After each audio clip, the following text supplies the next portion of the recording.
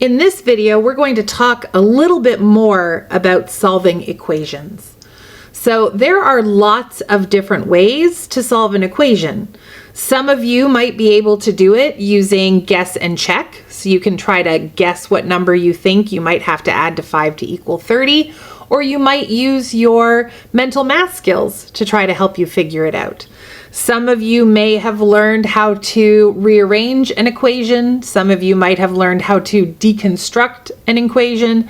There are lots of different ways that we can solve equations. Now, in grade 9, we are specifically going to look at how to solve equations using inverse operations. And part of that is that some of you may have struggled with questions E and F where the answers were very large and very small numbers that were decimals, because just using guess and check as a solving method doesn't always work out very well. So we want to have a more structured approach for solving. We also want a method that is going to carry us through grade 10, 11, and 12. So inverse operations are operations that undo another operation. So let's say I have addition. If I had the number 10 and I added 5, I would get 15. What if I wanted to undo the add 5 and get back to the 10? How would I do that? Well, I would have to do its inverse and subtract 5. So the inverse of addition is subtraction. And then same thing with subtraction. If I do 10 take away 5, that equals 5. If I want to get back to the 10, I would have to add 5 back on. So addition is the opposite of subtraction. Multiplication, if I took 10 and I times it by 5, I get 50. Now what do I do to turn a 50 back into a 10? I would need to divide by 5. So the opposite of multiplication is division. If I divided 10 by 5, I get 2. If I need to go backwards, how do I turn a 2 back into a 10? I would multiply by 5. So multiplication,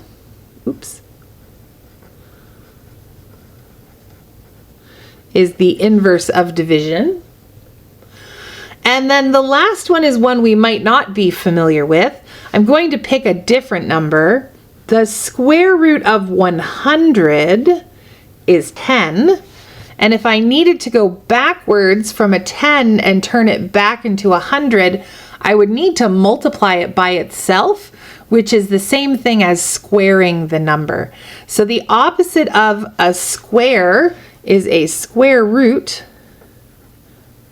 where the opposite of just a regular exponent is a root.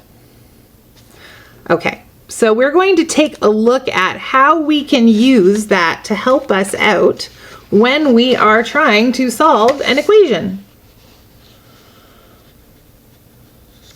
So we're going to do some solving equations using inverse operations. So before we jump in and actually solve equations, I want to talk about how the inverse operations help us. So we're going to take the equation 5x plus 13 equals 48, and we're going to try to think about what that's telling us. What it's telling me is if I have x, which is some number, I don't really know what it is, and I multiply it by 5, and then add 13, I should get the answer 48. So if I follow order of operations, what I would do is I would take x, I would times it by 5, and then add 13, and the answer that we would get is 48. When we're solving an equation using inverse operations, we want to try to work backwards to see if we can take that 48 and work backwards to figure out what x equals. So if I start at the other end at the 48, instead of adding 13, we would do the inverse and we would subtract 13 to undo that. And then instead of multiplying by 5, we would do the inverse and divide by 5. and that should give me what x equals.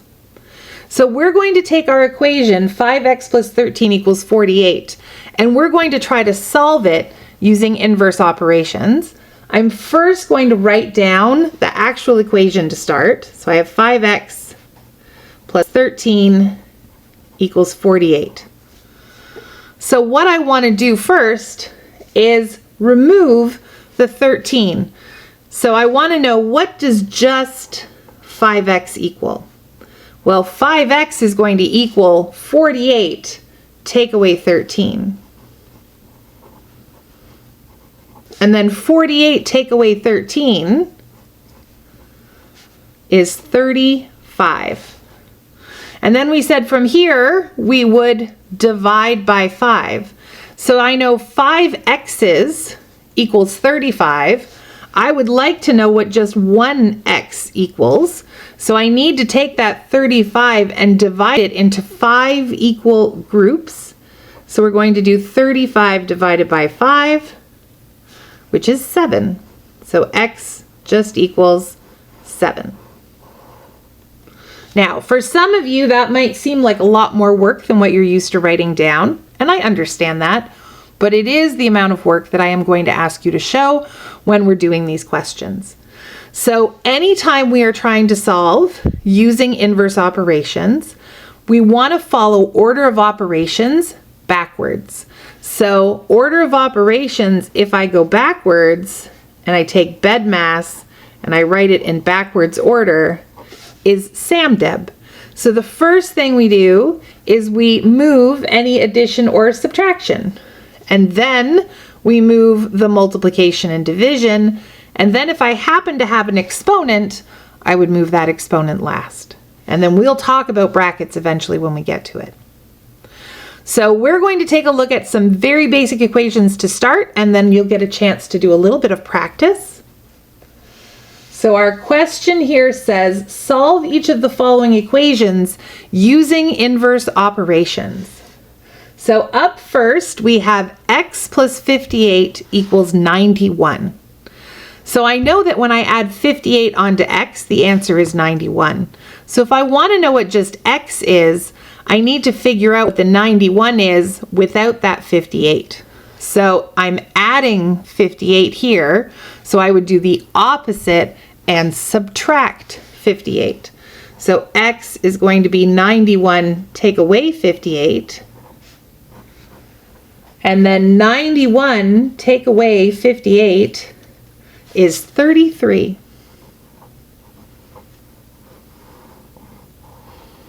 Now, if I were to check, you could always take 33, put it back in, and see whether or not that still equals 91 when you add it with 58. All right, looking at the next one, I have x minus 102 equals 75. So what I want to do is use the inverse operation. So I'd like to take that minus 102 and do the opposite and add 102 onto 75. So I'm going to take 75 and I'm going to add 102, and that will give me 177. All right, for our next one, I have 35 times x equals 245. So what I would like to do is use the inverse of multiplying by 35, which is dividing by 35. So x is going to equal 245 divided by 35.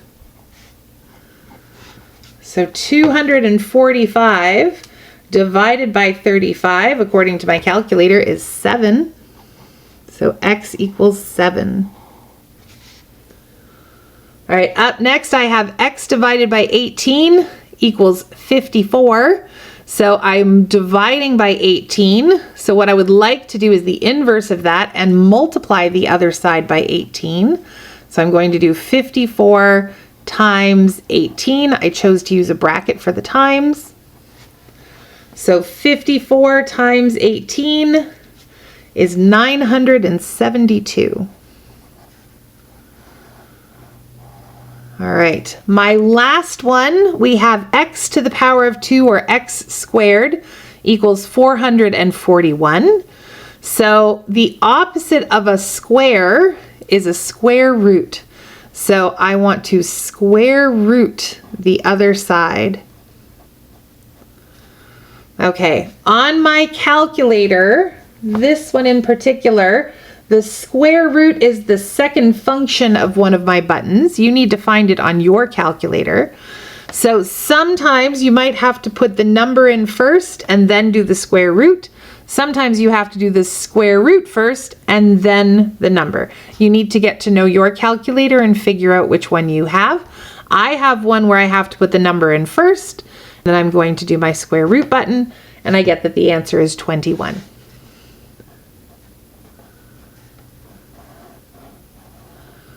Okay, I would like you to try question number 4, and then we will take that up in the next video.